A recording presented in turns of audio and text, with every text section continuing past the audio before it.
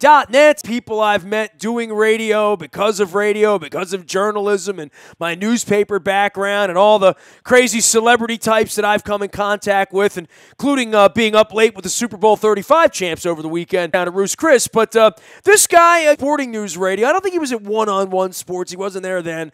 Back at the turn of the century when I was a younger man, Bernard McKinney came in from the land of Cleve, where he is a Clevelander and no longer a resident. He lives in Portland, Oregon, and if you saw my U2 excursion earlier this year, you that Bernard and I bent a beer together. Bernard comes on usually 3-4 times a year to take his whooping like a man, except when he's having parades for the Cavaliers and now hopeful of an Indians parade. But Bernard covered sports for a number of years, including the Green Bay Packers and out in the Portland, Oregon area. He has now found a legitimate form of work outside of this crazed sports media universe, but I love him like a brother from another mother. We welcome Bernard McKinney back on, and I do like welcoming you on after we kick your ass, because it's a lot more fun than losing to the Cleveland Browns. I'll point that out. I got to take my whooping, Ness. Come on, don't you get tired of beating up on poor kids already?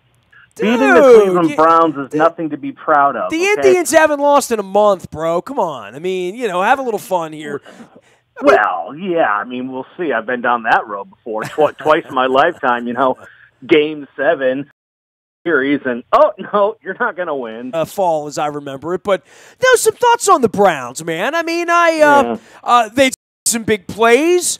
The quarterback had a headache. The quarterback came back in. The other guy didn't play too poorly when they weren't throwing the ball around. But really, taking the ball away is something the Ravens defense now has done 2 weeks in a row. That has us up in arms, and we're excited about that. And the loss of Marshall Yanda is obviously not good. But to your point, when you beat the Browns, you can only feel so good about yourself, right? Well, and let's face it, Nestor, Deshaun Kaiser played like a rookie on Sunday. That's all there is to say about it. 4 turnovers on the day. You referenced a migraine headache towards the end of the first half. I mean, I don't know about that. I'm not going to call conspiracy theory, but he's 15 of 31, 3 interceptions, a fumble. He played like a rookie. Look, this season I have 2 objectives as a Browns fan. One is, and I don't care about the record. I 0-16, don't care. I care that Deshaun my goals. That's how pathetically low my expectations are, and most Browns fans are because of his garbage we've been through for 18 years now. But Deshaun Kaiser played like a rookie. The Browns are, they have no talent at the wide receiver position. Corey Coleman's not developing. And if they gashed the Ravens on a couple of busted plays, really? Yeah, I mean, a couple of plays. And look, that's Kaiser showing his athletic ability. He does have he's got all the tools.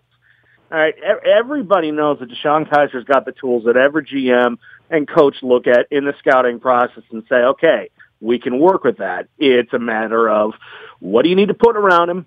How long is it going to take? And we saw our answer on Sunday. They don't have enough around him yet, and it's going to take some time. Look, Higgins, in the last 11 days, he's gone from being cut to signed to the practice squad to activated to the roster. When you're an NFL franchise and a guy that was cut 11 days ago is your leading receiver in a game, that's not a good thing. That's not indicative of a lot of talent on your team. Now, hey, hats off to Higgins. He had a nice game, like 95 yards, whatever it was. And, yeah, him and Kaiser had a couple of plays. But this team's very much still a work in progress, and we've been saying that for way too long.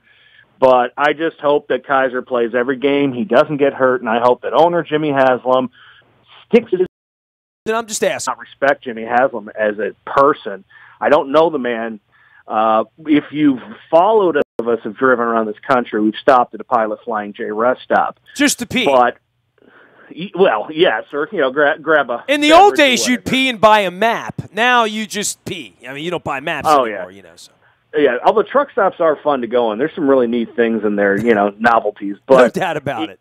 If you follow this story, basically under Jimmy Haslam's watch, several of his top executives were defrauding millions and millions of dollars from customers and partners of theirs through fuel rebate promises that were never paid out. So they were running scams. And Jimmy Haslam, in what he told the FBI, he was claiming he had no idea this was going on. It was all of these executives, and that, he was going to put a stop to it, and he was going to investigate.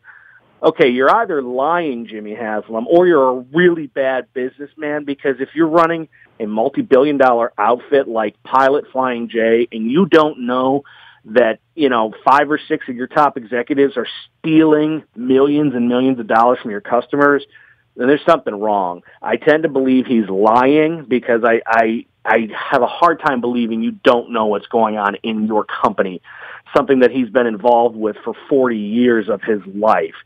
So I'm not going to, ignore this. It's been kind of quiet lately, but the FBI is still pressing this case. And the NFL doesn't want us talking about it, that's for sure. They don't want anybody even knowing that it exists. And even Cleveland media has been kind of, I think, sleeping on the fact that the FBI is still investigating this. And, I do think Jimmy Haslam should go to jail just based on what we know and what I've read in a couple of court documents.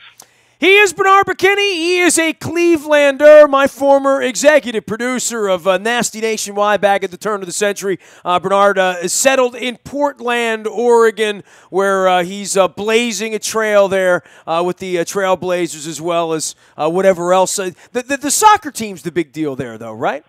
Well, see, now this is, I love you, Ness, okay? We got a lot of things in common, okay?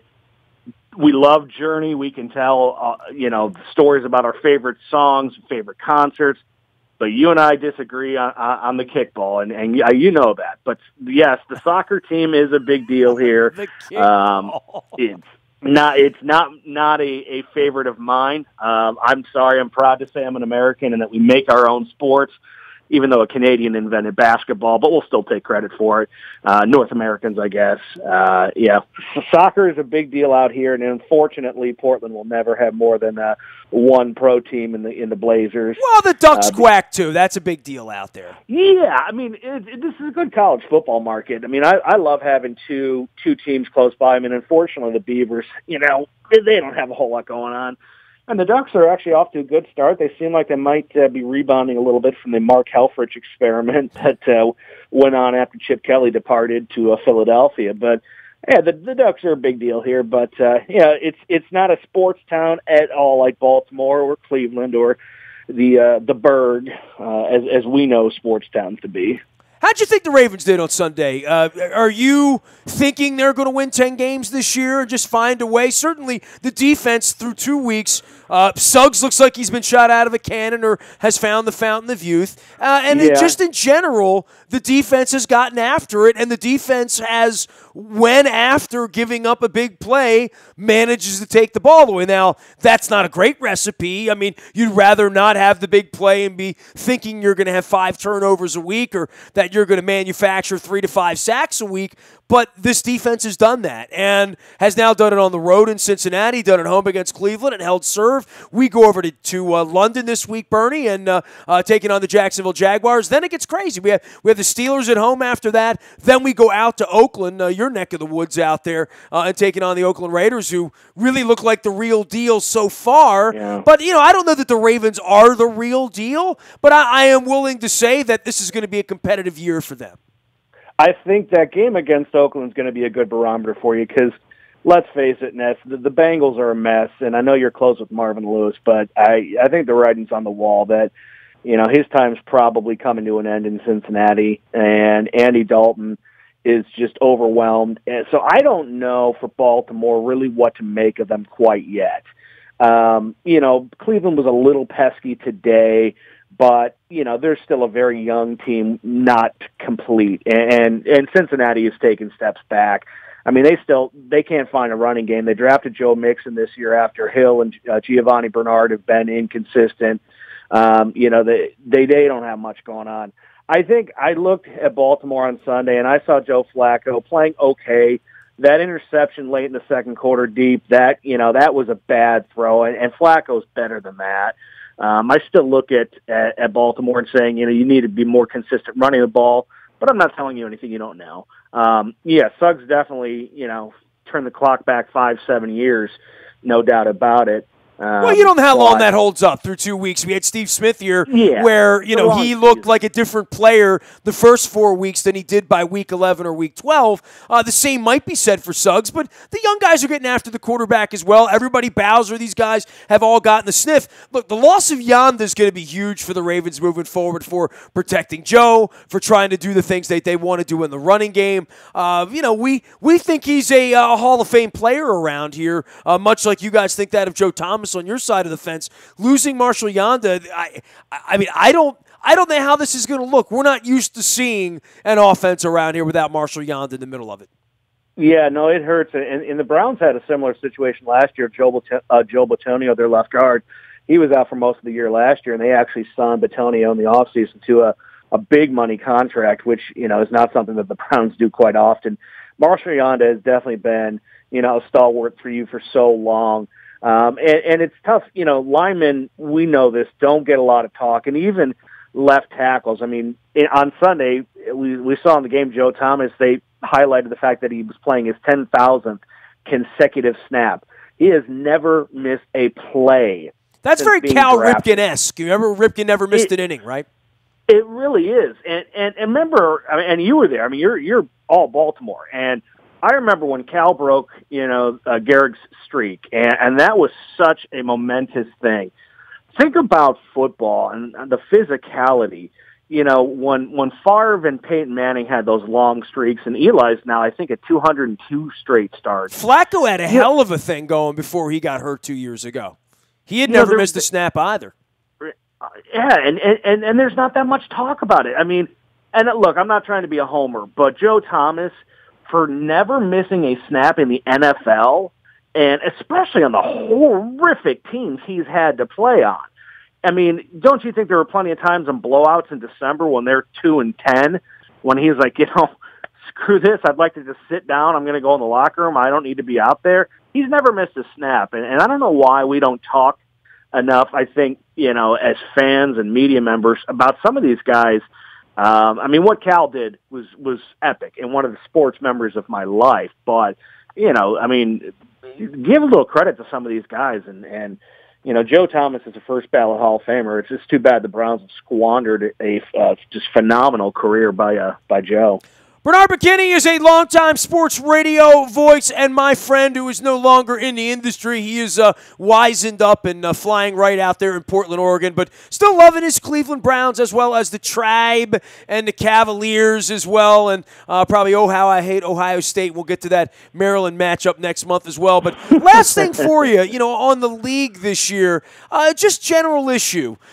Fans not going to games, empty seats. What do you make of all that, Bernie? It's an epidemic, Ness. So we saw a lot of pictures, and since the 49ers have opened their stadium in Santa Clara, we've been seeing theirs specifically. Ooh. And if you get on Twitter, there's a lot of apologists and excuses. Well, that's why it shouldn't have been built in Santa Clara, because if anybody's been to the Bay Area, that's about 30 miles south of actually San Francisco. Like civilization kind of, sort of, yes. Yeah, you're closer to Stanford University. It's actually closer to San Jose. We've seen the debacle at the LA Coliseum. Now, okay, there I'll understand. Capacity is 100,000. It's not an NFL stadium. I get it. But I was watching on Sunday, and there were a lot of empty seats in Carolina, and that's not a place you normally see that. Not Tampa. That's a place you do see empty seats. But I'm really watching from afar. There's a lot of things that are bothering me about Roger Goodell. And, we can look at the whole Brady suspension thing and what's going on now with Zeke Elliott, and that the players union is really fighting back and they're upset. That CBA is coming up in a couple of years, Nestor, and I think there's going to be some serious tensions.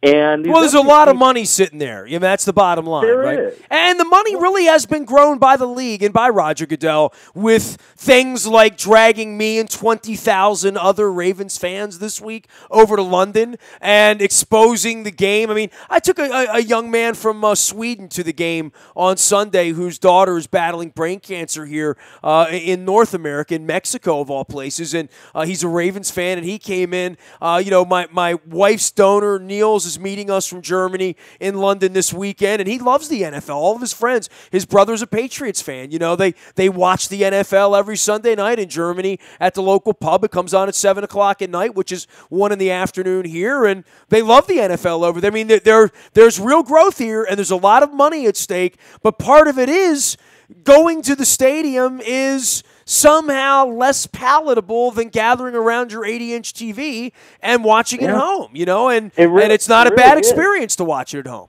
No, and Ness, you've been in plenty of press boxes, as have I.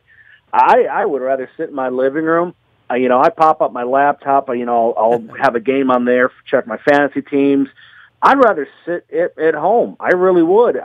You go to these NFL games and the stoppage and play, which I know Commissioner Goodell addressed that this offseason with trying to speed things up. And, you know, you've got replay centralized now in New York, and the refs are just looking at those tablets. But it's not a good look when you've got as many empty seats as you have in the league. And it's not happening everywhere. You're never going to see it in Green Bay. I can guarantee you that. You're never going to see it in Pittsburgh. I mean, even as bad as the Browns have been, you know, you've still seen good crowds there. But it's I think, an issue that needs to be addressed. And part of my concern is that there's so many of these seats that are sold to corporate donors that, you know, money is already paid, and do the owners really care if the tickets have been purchased? They're just not being used.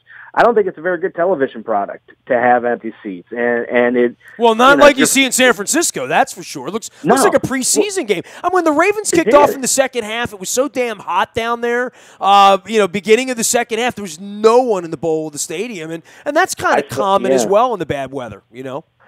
Yeah, I mean, we're used to seeing that at the start of the third quarter. Lines are long to get a beer. You got to go to the bathroom. You know, I get that. But if I'm a casual fan and I'm flipping around the channels and I turn on a game and I see empty seats, that gives a vibe to the television viewer. As much college football as I watch, I love watching for the colors in the stands. When I was watching the Clemson-Louisville game Saturday night, and I love seeing that road section, the fans traveling on the road, the different colors from the rest of the stadium. There was a little section of orange, and the rest of the stadium was red and There'll black. There'll be a big section of purple in London this weekend in our gig, right? Yeah, and that'll look neat, you know. But it's an epidemic that you can't ignore if you're Roger Goodell, and you know, I think they've outpriced the normal fan. They really have. I would agree with that. I don't know what a Sunday at the stadium is worth, out of my pocket. I mean, and look, I go to New York and I see Broadway prices and I'm like, oh my God, like I don't want to spend $500 for me and my wife to go to a show. It's not worth that much money to me. I go to an Oriole game and think it's not worth $20 to me to go sit on the roof at an Orioles game. I mean, it's just not. It's not a $20 experience to me in the same way that you measure, a steak dinner at one place versus another place. You go to Ruth's Chris, you pay more, you expect more, you get more. I don't know with the NFL thing that if I had a $200 ticket instead of an $85 ticket, whether I'd really feel that experience any differently than I do when I'm in the third row at a U2 concert as opposed to being on the roof. There is a different kind of an experience there, I think. With football, I think, kind of sort of where you sit's where you sit, and the game's the game. And if you like your seat, that's nice, but you sort of know the best seats in front of the TV seeing the replay, because that inevitably is going to be what controls the game anyway, as to whether the guy's knee was down or the ball was in or the ball was out or the ball hit the turf or whatever it is. You can't see any of that stuff. And then they spend all this money, Bernie, on these new screens in our stadium, right? And then when a controversial play comes up, or when we're not sure if Eric Weddle really intercepted that ball or not, they don't show the play anyway. So, I'm thinking to myself, you spent $10 billion building a scoreboard, and then the thing we need to see as fans that everybody at home is seeing, everybody, they're showing the replay. Yep. We're in the stadium. You're not going to show the replay.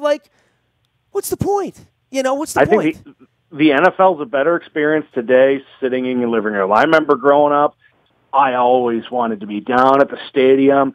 I remember camping out to buy playoff tickets to the 95 playoffs again, New Year's Day against the Patriots, Browns' last ever playoff victory, by the way. I remember that. I sat in the dog pound, Belichick beating Parcells on New Year's Day.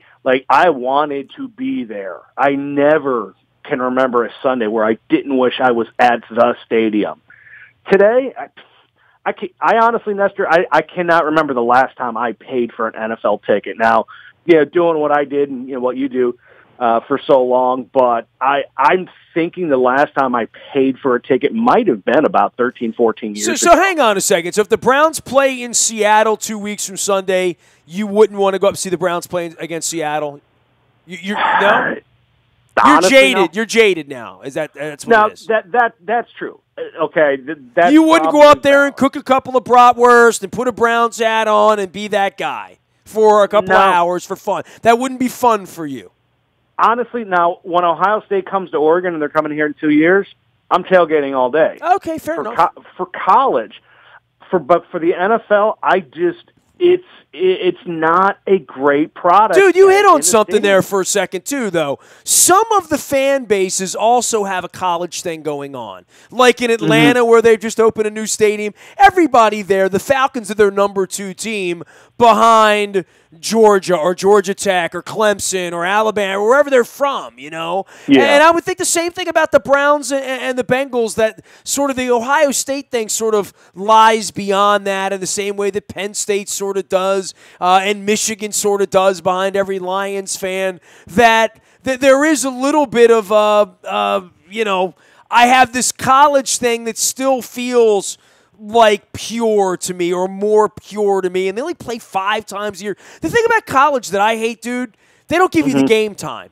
Like, I think that is so flying middle finger to your fans to not tell them what time the game's going to be played. That's the TV networks, because they wait till the week before.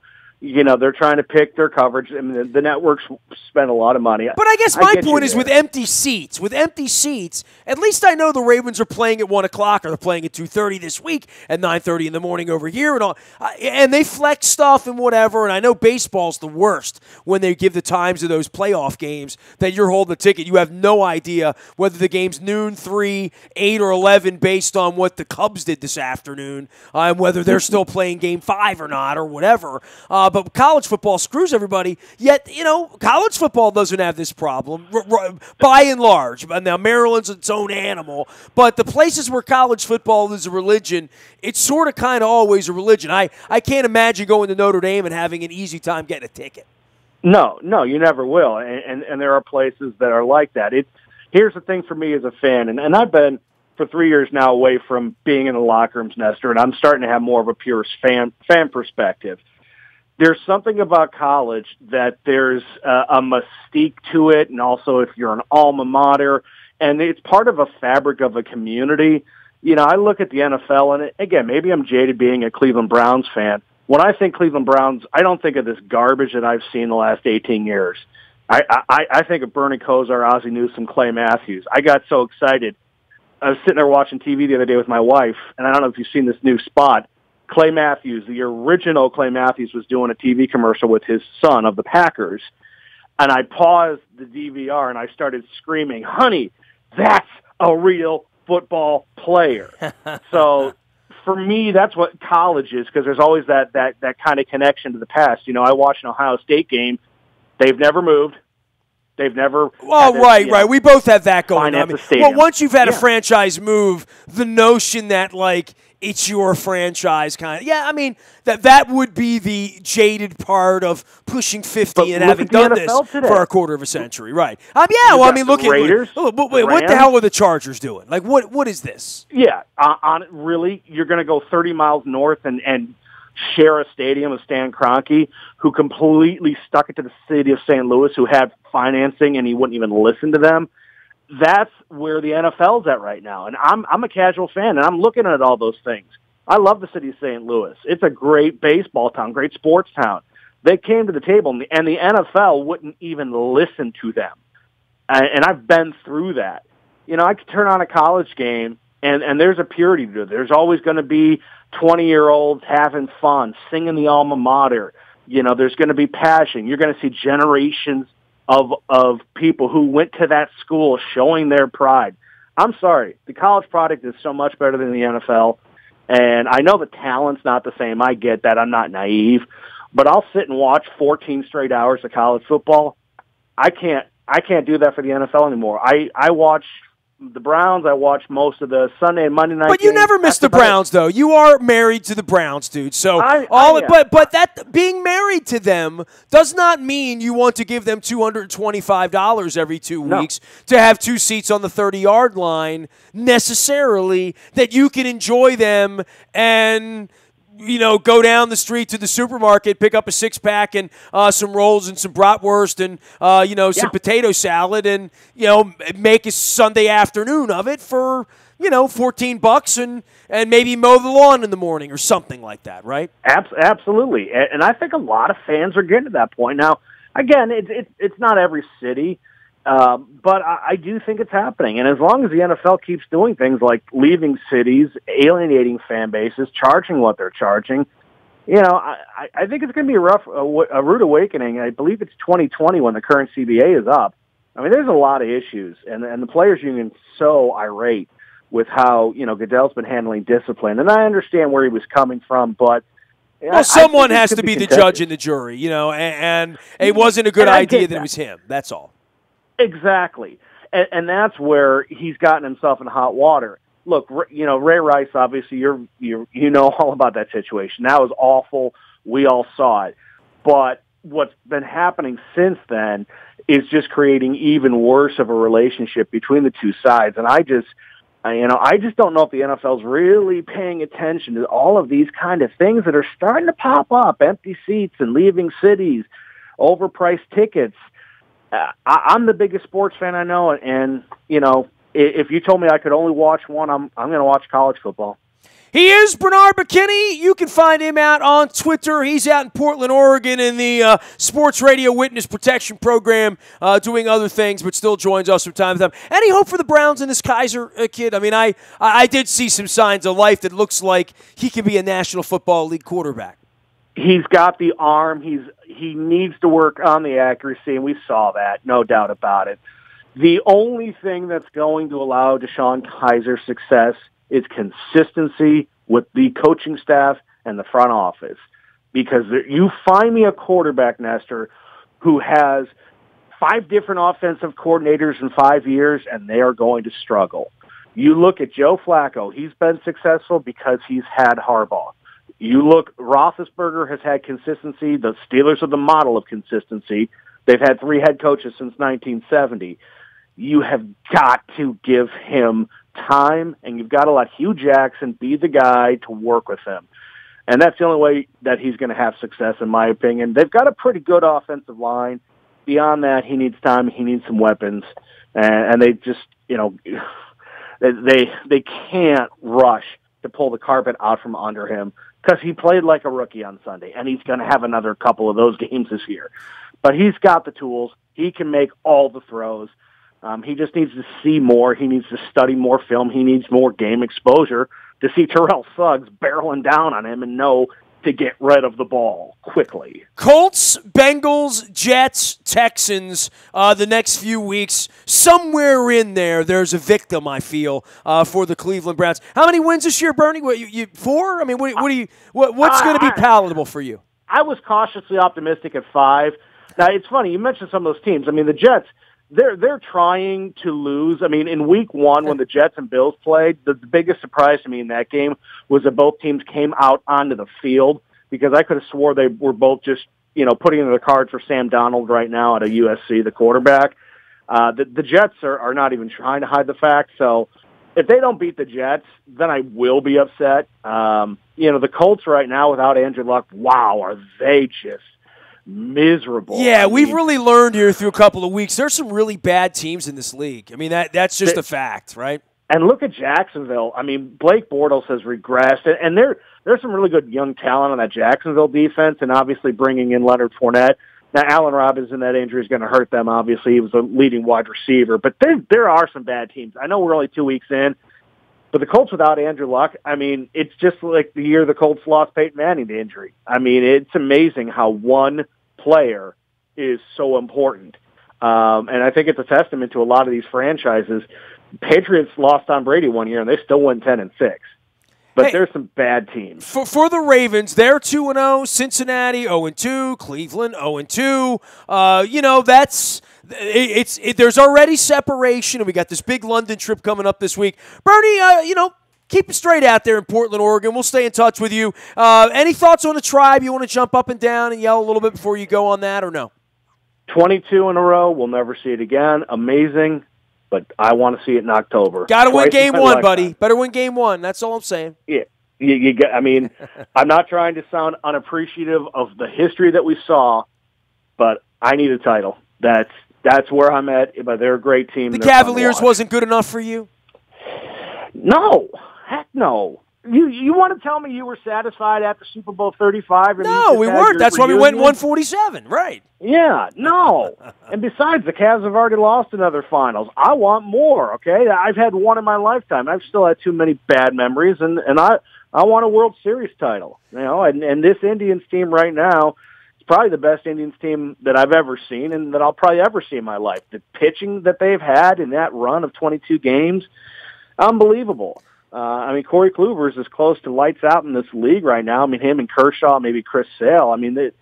It's a fun team to watch. You know what's going to be a fun October. If you like baseball, all of these matchups, they're going to be really good teams, really good, interesting. That first 2 weeks of October, keep your schedule clean. It's going to be, we're going to be watching baseball wall to wall around here, trying to have some fun. Bernie, always good to catch up with you, man. Good luck to your Tribe. I'm not hating on the Tribe. They treated me with incredible dignity on the 30-30 tour. I got a soft spot for the Houston Astros. I've always had that. And I am wearing my Dodger cap in the National League, just mainly out of complete disrespect for the Washington Nationals and the Chicago Cubs and the Colorado Rockies, who I don't like at all. So.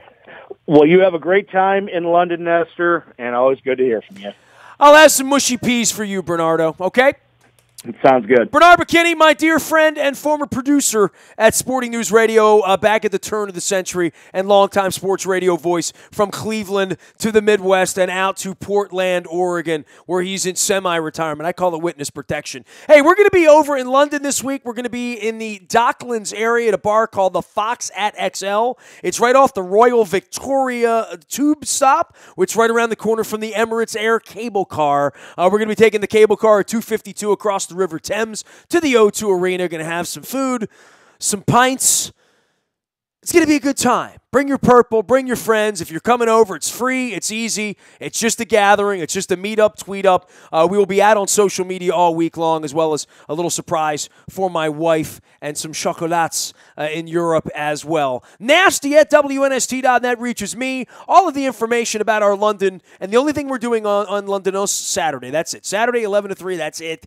Go have fun on Wednesday, Thursday, Friday. Lots of folks are going to Paris and Barcelona and other places later on in the week. The Stones are playing in Barcelona next week. So big doings in London. We're going to be there all week. Follow along on our Facebook, Twitter, LinkedIn, Snapchat, Instagram, streaming live on our Facebook as well as our YouTube WNSTV channel. I am Nestor. We are WNST.net, AM 1570, and WNST Towson, Baltimore. And we never stop talking Baltimore sports.